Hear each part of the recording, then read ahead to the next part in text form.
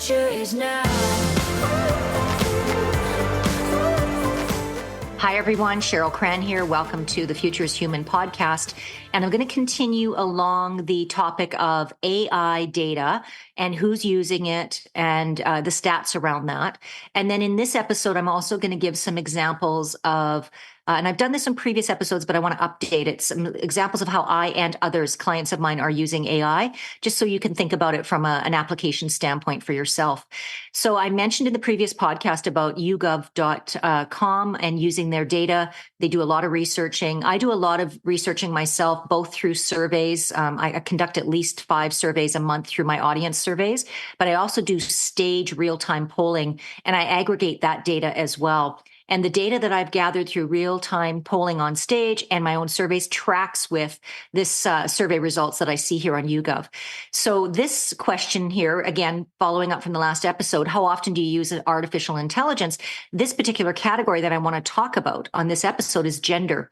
So again, when remembering that for all usage, 13% said they're using it daily. But if you break that into male, female for gender discussion, 16% of males are using it daily, 10% of females are using AI daily. Weekly, all genders, 17% are using it weekly. 20% of males are using it weekly, and 13% of females are using it weekly.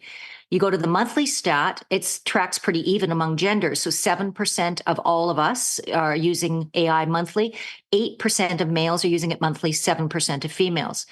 Less often than monthly, 14% for all genders. And then male, 13%, female, 14%. So that one tracks as well. This one, though, is interesting. In the never category, the total for all is 33%. 28% of males have said never, but a whopping 37% of females have said they've never used it. That, for me, as a female entrepreneur, as a female thought leader, is an opportunity for, generally the percentage of women using and leveraging technology is behind the male cohorts. But for AI, for women, there are so many applications beyond professional. So I'm guessing, again, with my clients, I'm guessing that the reason there's a number of women who've never used AI is because they have, and this doesn't mean that it doesn't apply for men, but just from my female vantage point, this is how I'm going to approach this, is that, a lot of women have so much going on. If they've got families, even if they don't have families, they've got a lot going on. And so they may be seeing AI as just one other thing that they have to add to their plate, and they don't have time for it. The thing is, this whole time management, the way we view time, it's going to be turned on its head as a result of AI. And the reason for that is the number one application of AI is to help us save time. The whole meaning and purpose of AI is to automate the mundane, the repetitive, the things that are menial tasks, so that we can spend more time with our families, or doing high-level work as leaders, or having more meaningful conversations. And this is where I get super excited. In my book, Next Mapping, Anticipate, Navigate, and Create the Future of Work, the first chapter, I talk about painting this idealistic future. And I talk about, we get into our self-driven cars, and our smart home tells us what we need to eat that day for optimal, macros and micros. And I talk about this, and I talk about how the technology makes our lives seamless so that we can go and have these interactions with other humans that are literally like we could be saving the world, not to use superhero aphorisms, but honestly, that's how I see it, is that if we were to leverage technology and not be afraid of it, and not picture this doomsday robots are taking over the world reality, but really more of a, how can we as a society be more loving and peaceful and inclusive, and elevate our dialogues and our education and our interactions. And I know for some of you listening or watching, you might think, well, that sounds really idealistic or utopian, Cheryl. I'm a pragmatic optimist, and I do believe that's where this is taking us. Now, for those females, the women who said 37% have never used AI, I encourage you to just even subscribe to a few of the AI information, so that you can at least start to become comfortable with how other people are using it. So I use tools like Ben's Bytes or Product Hunt Daily. These are things you can just go and Google and find. I use the AI report. I have like a number of AI newsletters. So, because what that does is it helps me know what's the latest, how's it being used, what are the latest innovations. And by the way, one of my newsletters I subscribe to is Product Hunt Daily, and there's over 100 AI innovations happening daily. So yes, it can be overwhelming, but I'm very pragmatic again when I receive information. I don't feel like I have to know it all. I simply go into the highlights of what's pertinent to my work and to my life. So I would really love for my female listeners to really see AI as an opportunity to help you manage. So, for example, household, a lot of home women are using for home management AI. So, creating their schedules, making sure there's not conflict of schedules. I feel like all of us are so scheduled. We get our 10-minute alerts and all of those things. AI taking meeting notes. I have Read.ai that helps me with my Zoom meetings. So it'll record it and then creates my notes instantaneously. Now, Zoom has its own app for that, but Read AI points out sentiment analysis. It points out highlights of the action items that it pulls them out. So it saves me a tremendous amount of time.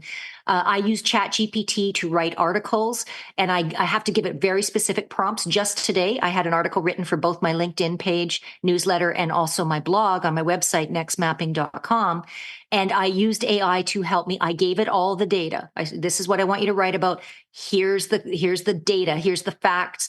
Please support it with research. Please support it with links. Please write it in the voice of Cheryl Cran.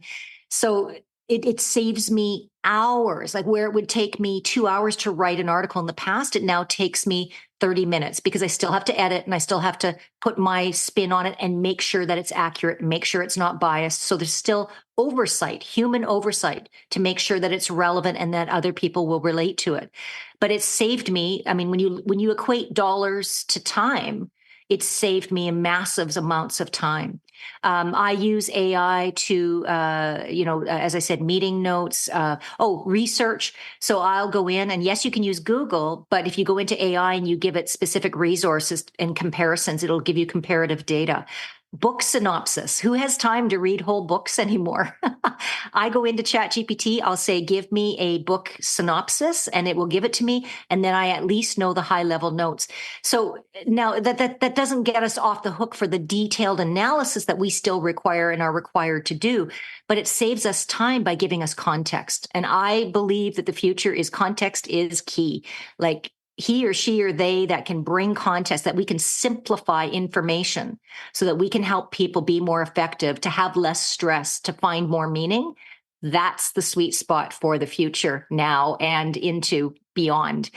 So and then again for that's same statistic that I'm looking at, 16% they're not sure about AI. Of that 16%, 13% were male and 18% were female. So that was the averaging out.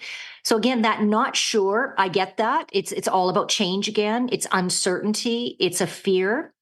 I would hope that from a future of work standpoint, that we would all look at it as a curiosity rather than a fear.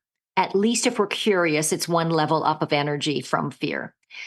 So again, I'm not pro AI. I am pro future and anything that helps us have a better future. So in that spirit, I hope that you got some more things to think about today, that you're going to be curious about AI if you're not already. And if you are already, would love to hear from you how you're using it, how you're leveraging it. As I mentioned on a previous podcast, I'm going to be holding a leadership retreat where we're going to be talking about the future is human, accompanied with using AI to be better leaders. And so we'll be gathering more research and data that I'll be sharing with you on future episodes. And I look forward to having you join me in those. Thank you for your time. Take care.